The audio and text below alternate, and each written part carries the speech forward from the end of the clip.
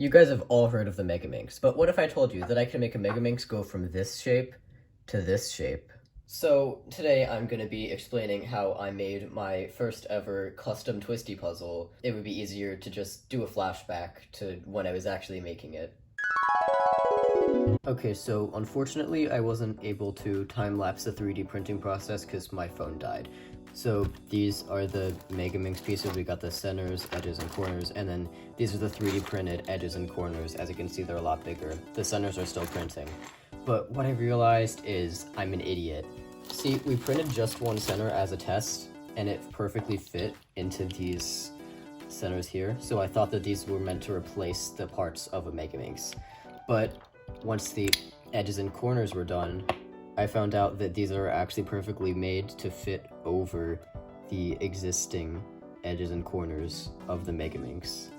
So once the centers are done printing, I'm gonna just glue all the existing Megaminx parts to these new 3D printed parts, so at least taking the whole thing apart wasn't completely useless. Okay, so what I have here is the Megaminx core with two of these center caps removed, and one bag for each piece type. All of these pieces have now been super glued together, as you can possibly see.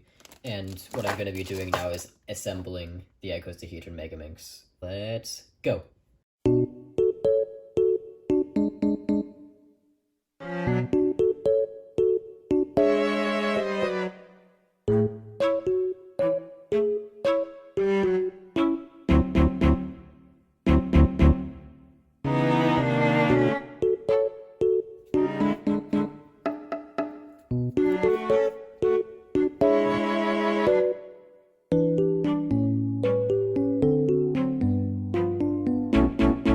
Now that we have this outer layer done, we can assemble the top and bottom of the puzzle.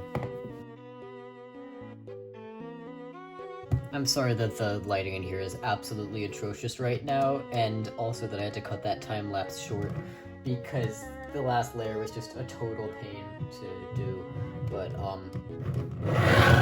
I did it. I'm honestly shocked that this thing actually turns, and some of the corners turn well, and some of them don't. But hey, it doesn't have to turn well, it just has to turn. What's funny is that this last center that I did actually doesn't have the Megaminx centerpiece underneath it, and this turns the best out of all of them. So then I went and removed the one on the opposite side, and this turns the worst out of all of them. So whatever determines that apparently has nothing to do with the center caps. But we still can't call this a puzzle yet, because it's still missing one thing. Stickers. So I went and got a sticker cutting machine, spent a very long time procrastinating actually putting the stickers on. Today I finally did it. So obviously I just wanted to test run one side first, and it actually turned out really well. It fits on pretty nicely. As you can see, the corners and edges are sort of like forced away from here, and the center perfectly covers the triangle in the middle, but you know, I'll take it. Anyway, after I made sure I had the right size, which did take a couple tries, I went ahead and cut the other 19 colors. And in the meantime, I actually did end up making two other custom puzzles. The first one was this, which is a 1x2x5. These are actually tiles that I 3D printed, and one of my friends thought it would be funny to stick googly eyes onto it, so now I have a caterpillar 1x2x5. I guess this was technically my first finished custom puzzle, but, you know, this is the first one I started, and this one's better, so I like it better. Like, you can kind of see the super glue here, because I used white super glue. That's all I had, but it does look pretty messy. And the other custom puzzle I made was this 2x2 Pyraminx, which is completely pointless. It's for the collection, you know. Now I have all the Pyraminxes 1x1 through 5x5. I'm gonna link this in the description as well. Anyway, that 2x2 Pyraminx was kind of like my guinea pig run for the Cricut. I did reuse the same sticker sheets for it. See up here, this is where I have the cuts for the Icosahedron Megaminx, because honestly, why not recycle it? So anyway, let's start the time lapse of putting all of these stickers on the puzzle.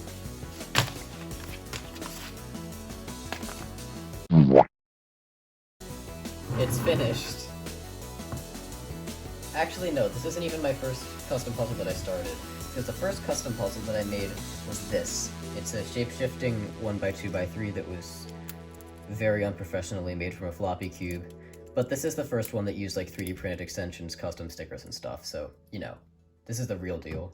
I actually did end up doing a black side. I think it still looks alright. I don't know why more cubes don't do this. There's also a gold side. The only two colors that look kind of similar, and they look a lot more similar in the video than they do in real life, is like the light blue and the cyan. But if we put these next to each other, you can see there's actually quite a difference, even in the video.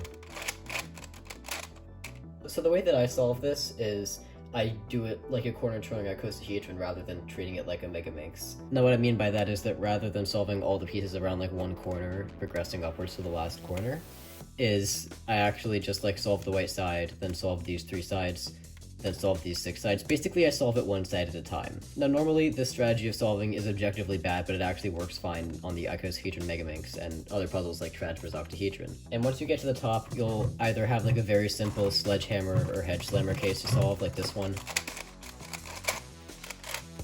or you'll end up with like one corner and the pieces around it still unsolved, which is basically just Megaminx top layer if you know how to do that, except center rotation matters. Using the colors I had, I tried to get the color scheme on this puzzle to be as close as possible to that of the way I stickered the Radiolarian 2, because that's just the kind of person I am. And if we do a quick size comparison, you'll see that the Icosahedron Megaminx is just slightly smaller than it. Now, like I said, the link to the Thingiverse website for this puzzle will be found in the description in case you want to try out making this yourself. Anyway, thank you so much for watching this video. Make sure to like, subscribe, all that good stuff. Comment what I should improve for my next custom puzzle, because I think this one turned out pretty well. It's not perfect, but like I don't know what I should change for like the next icosahedral puzzle I make, which, yes, this isn't the only time I will be making a custom Rubik's icosahedron. And on that note, this is Lord of the Cubes, signing off.